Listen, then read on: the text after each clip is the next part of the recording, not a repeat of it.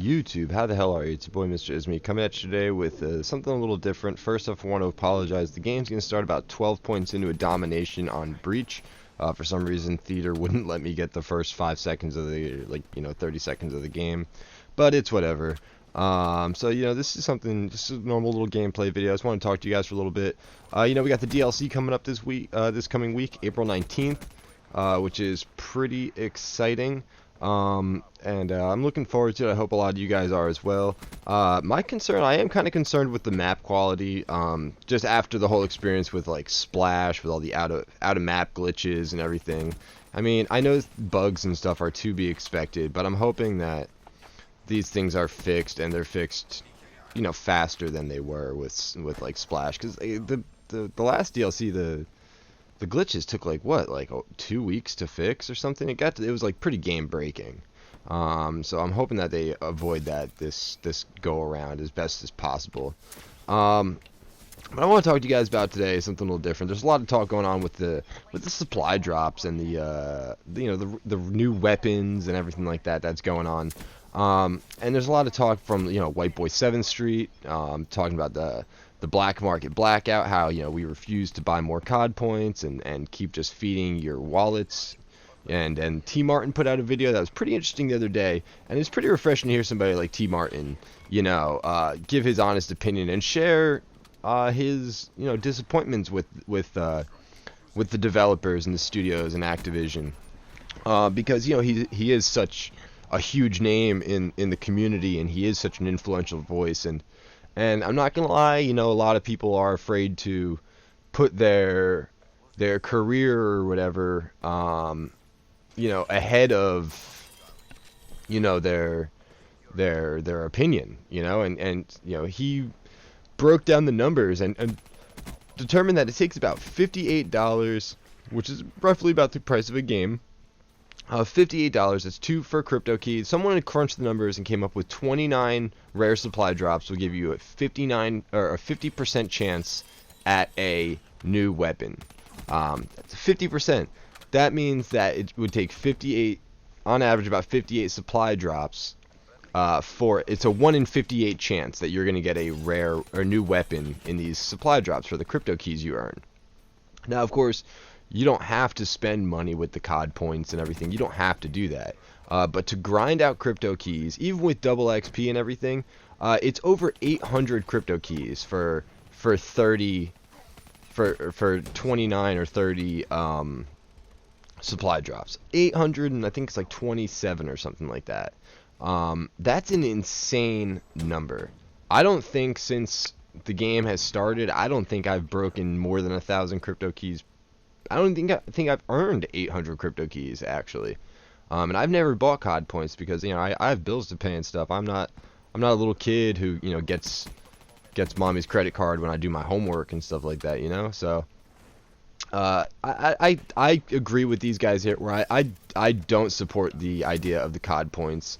I don't support the idea of pay to win or these stat varying weapons, which they say they aren't, but I mean, if you're giving somebody a gun that's a 2-hit kill or whatever, like I said in past videos, I don't think they're OP, but I do think they do have a certain advantage to them, and I do think that as a season pass holder, or as a pre-order holder, or both, I think we should have some kind of access to this new content. And that's kind of what I want to talk about today, is not so much that, I think supply drops should stop or anything, because I do like the idea of earning crypto keys and having something to work towards. I do. But when they said everything was going to be cosmetic and everything was going to be just simply like taunts, gestures, outfits for your characters and whatnot, that was all great. Gun camos and stuff, that was cool. I was looking forward to to seeing the people in lobbies with that one camo I've been looking for forever, kind of like CS:GO or whatever. Like I'm not 100% on CS:GO. I don't know a lot about it, so I don't know if a certain gun with a certain camo makes it a better gun or anything like that. Like that, I don't know. But I do know that there are certain, there's like epic camos that everybody knows, like the Dragon Lore, that's like super rare to get. Like it's almost impossible to get, and it's super, super valuable. And I just think that as the game, as that game grew so much popularity, especially in the eyes of YouTubers with their crate openings and stuff, I think Activision saw that as an opportunity to make some freaking money, and that's why they instituted the COD points, and that's why they put weapons into it, which they said they wouldn't. And now I know I'm jumping from title to title and franchise to franchise here, but think back last year to Advanced Warfare, when guns like the Ohm came out, or the what was it, the M1 revolver or whatever. I don't remember what they were called because I never had any of those things. I got my Obsidian Steed from Master Prestige, like when everybody else gets it. Same with the Speakeasy. Like I didn't get those things from. I never got an HBR Insanity. I didn't get those things from supply drops, and I didn't pay for supply drops, so I had even less of a chance.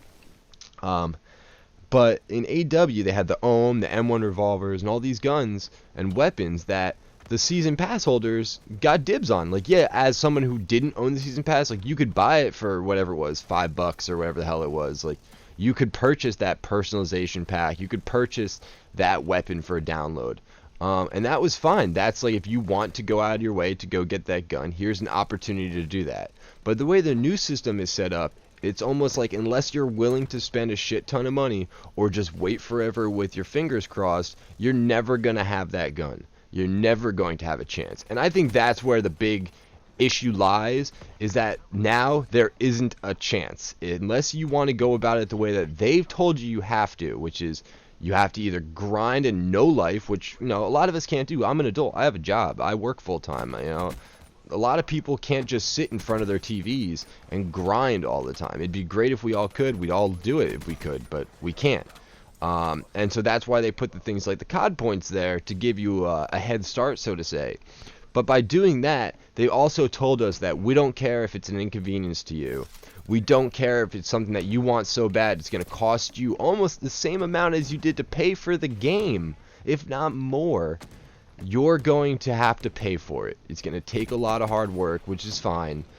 But unless you follow these 1 or 2 steps that we've given you, which is either grind till you die or pay money out your ass, that's the only way you're going to get it. And I think that that's where it's becoming a real problem, and it honestly is tearing a big void in the community from what I see. And I'm new to the Call of Duty community, and compared to what I've seen in the past couple years as a spectator, last year in AW as a new player, and then this year as someone who I consider myself like a dedicated player of this game. I play it every day for hours and hours and hours.